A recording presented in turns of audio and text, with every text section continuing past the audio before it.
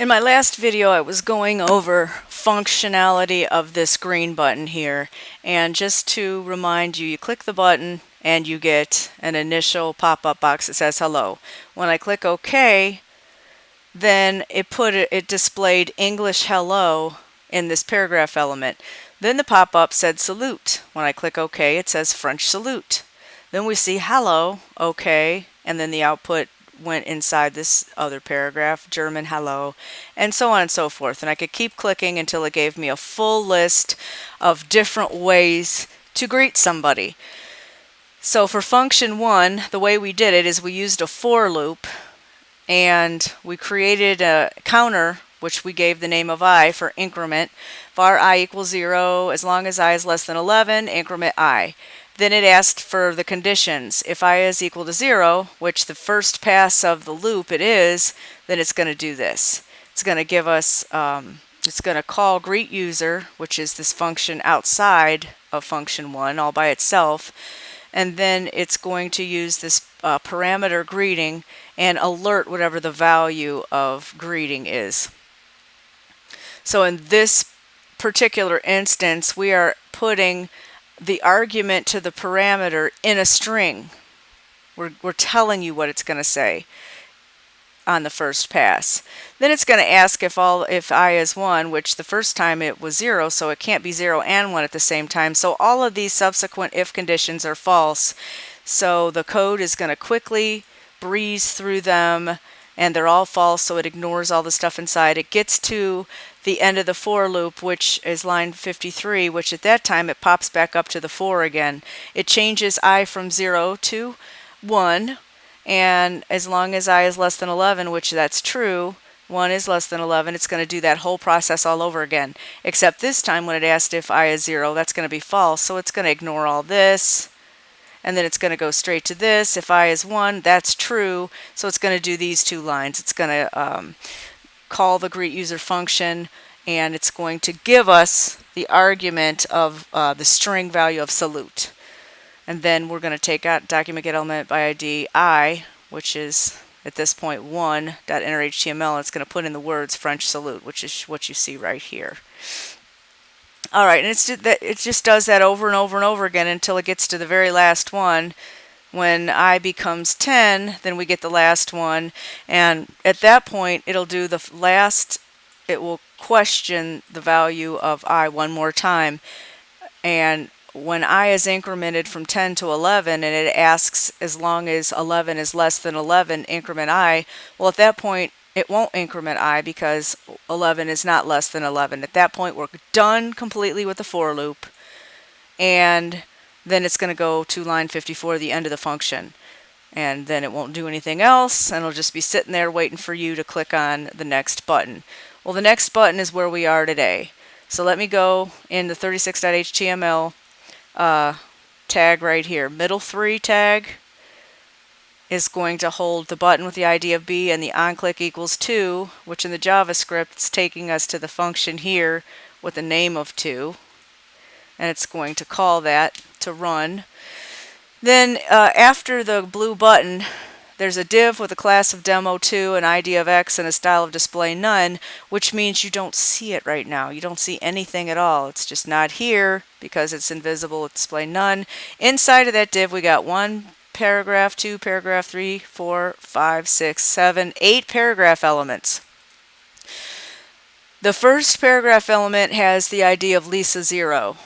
And we put in a couple of dashes here just to show that this is where the function will output text if we are referring to Lisa 0. And then we're going to get an answer, P ID equals teacher 0. So on the first iteration of the loop for this particular function, as long as I is equal to 0, something's going to go in this paragraph and something else is going to go in this one. Then it's going to go all the way through the loop, seeing all the rest of the conditions are false, and it's going to go up and it's going to change I from 0 to 1. At that point, we're going to get something that's going to pop into these two paragraphs, the Lisa 1 paragraph and the teacher 1 paragraph. It's going to go through the loop, ignore all the false conditions, go back up, increment I to 2, So then it's going to deal with these two paragraph elements, P with the ID of Lisa 2 and P with the ID of Teacher 2. Finally, because we don't have any other paragraphs, it's going to loop another time, change the I to a 3, so then Lisa 3 and Teacher 3, that next batch of information is going to pop up and replace these dashes.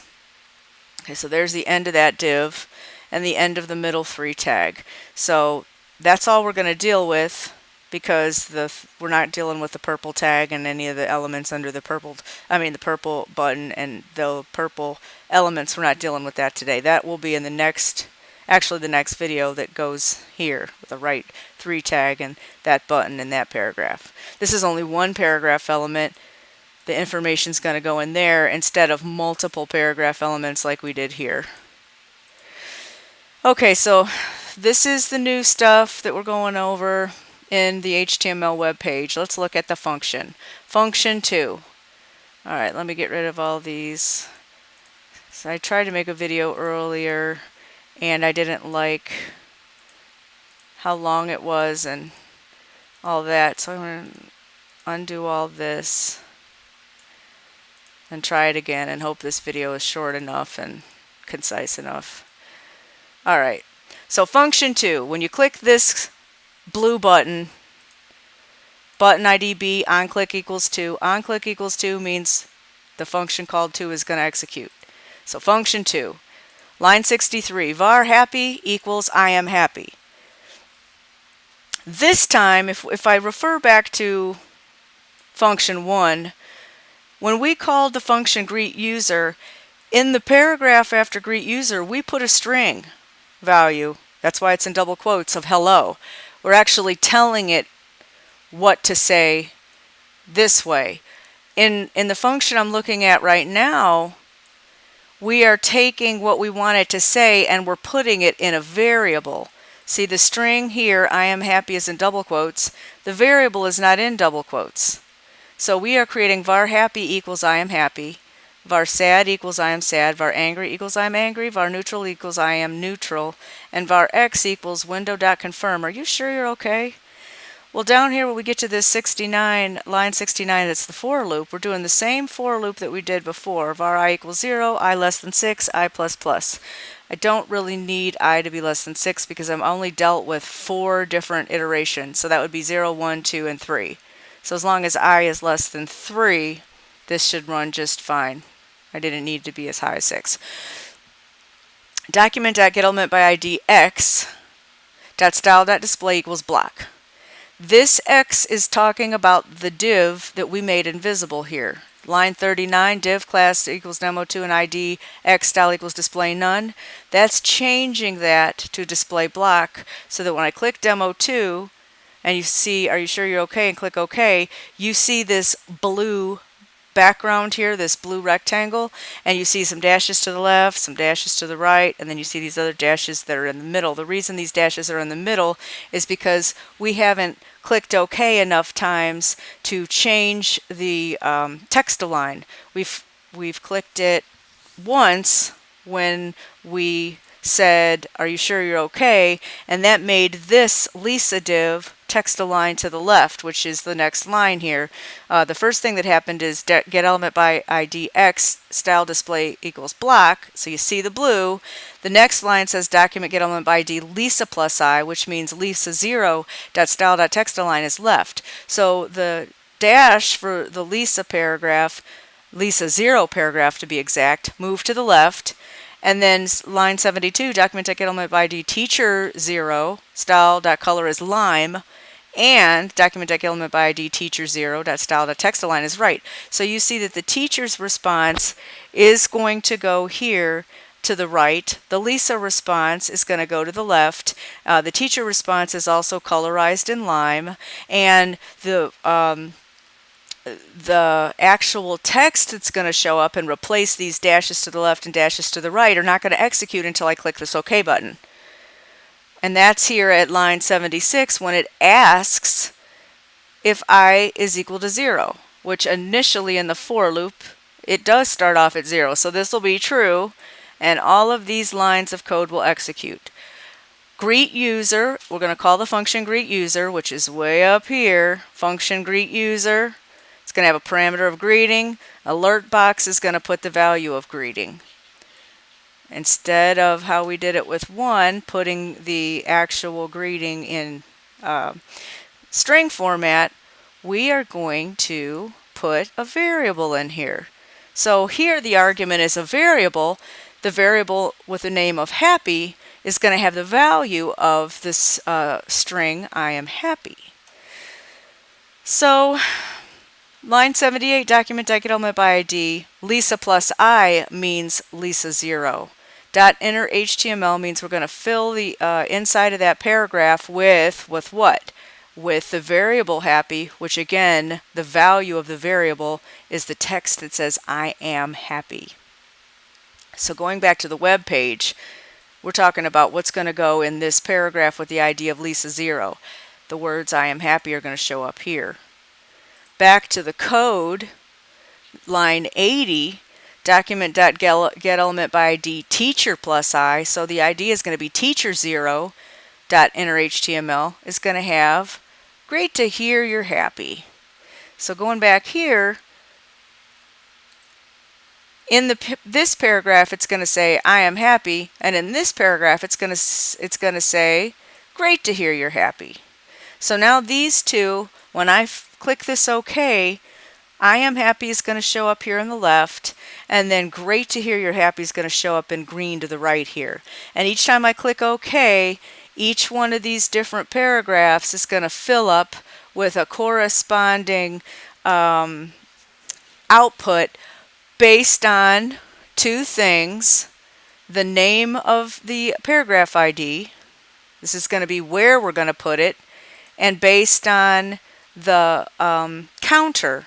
The counter when it's 0 is going to give us all this stuff, and then it's going to go through this whole loop. All the rest of those are going to be false until it gets back up here to the for loop, and then it's going to change the I from 0 to 1. So then this one will be true, and then this gets filled up. We call the greet user function, and this time we use the variable sad. So everywhere we see the variable sad, the value of sad is the string I am sad. The next time I gets changed to a 2, we are going to call the function greet user, but this time we're going to use the variable angry. So everywhere we see the variable angry, the value of angry is this text statement, I am angry. And it's going to do the same thing. We're going to get the function to run. We're going to get the value of Lisa's response, and then the value of the teacher's response. This is greet user angry, so the angry response is going to show up in both of those. And then the last one, when I becomes 3, the function greet user is going to give us a neutral response. And the variable called neutral is going to give us the output of the sentence, I am neutral. When we finish this last one, I is going to be changed to a 4. Okay, so then when it gets up here to this for loop and it wants to know if, actually it's going to be 3. When I is 3 and it asks the question, is 3 less than 3? 3 is not less than 3, so now the for loop is done. It does not increment 3 to 4. It will not increment 3 to 4 because that's not how a for loop works. It only works as long as this middle condition is true. At that point, we will be done with the for loop and done with the function. There are no, after the for loop, we don't have any other code to follow. It just goes straight to the end of the function. So at that point, we're done. So let's, if I is 0, greet user with a happy, I am happy, click OK. I am happy is on the left, great to hear you're happy is on the right. The next one, I am sad, click OK, and you can't see it because it's behind this box. But I am angry, click OK. I am neutral, click OK. What didn't happen is I wanted to see what would happen if I commented out my window alert, which is supposed to be the response. I didn't show the response in an alert box because I commented it out. So let me get rid of all those comments, because it showed up in here, it just didn't show up in an alert box. And so let's see what that looks like. Let me save the code. Let me refresh the page. Click Demo 2. Are you sure you're okay? This would be the teacher, because you got a strange look on your face. Teacher's asking you, are you sure you're okay? Click OK. And then I would say, I'm happy. Click OK. I'm happy shows up there. And the teacher would say, great to hear you're happy. Click OK, it goes to the next line. What if I didn't say I'm happy? What if my choice was I'm sad? Maybe there's a death in the family or something, and so I had a funny look on my face. Teacher asked, I give them that. I click OK. Teacher says, I hope you feel better. Click OK, and we'll go to the next possibility, the next loop. What if this is my answer? Got a funny look on your face. Teacher's like, you sure you're okay? I'm angry. So something ticked me off. Click OK, and I get the teacher's response. Sorry that you're angry. Click OK, and we'll get to the next possibility, the next argument. The next argument that didn't show up. Why was that? My next one was neutral, if I is equal to 3. I did something with my for loop, didn't I? Messed something up. If I is less than 3.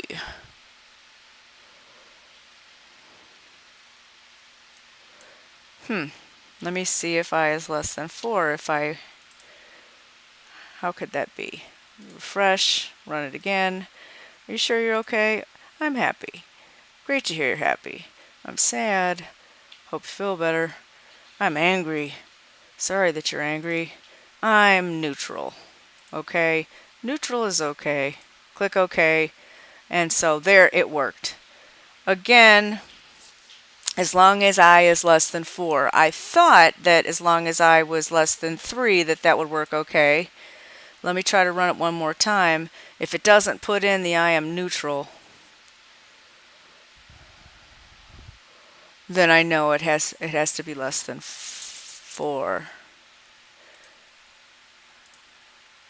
Okay.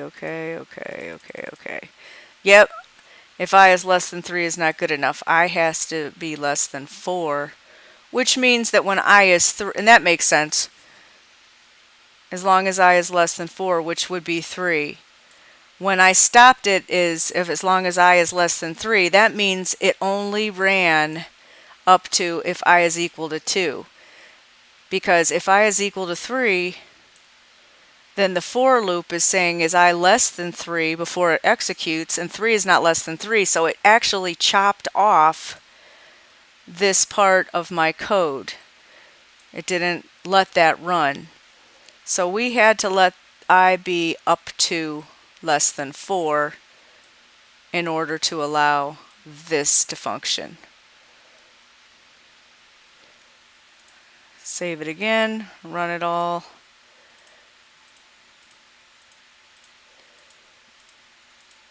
All right, so there you see the conversation. What Lisa would say, what the teacher would say in response. 4 different possibilities for the function greet user. 4 different variables that we could use to replace greeting. What value for greeting? Well, either happy, sad, angry, or neutral, with each of their own respective comments, and it all depends on where we are on the counter in this for loop.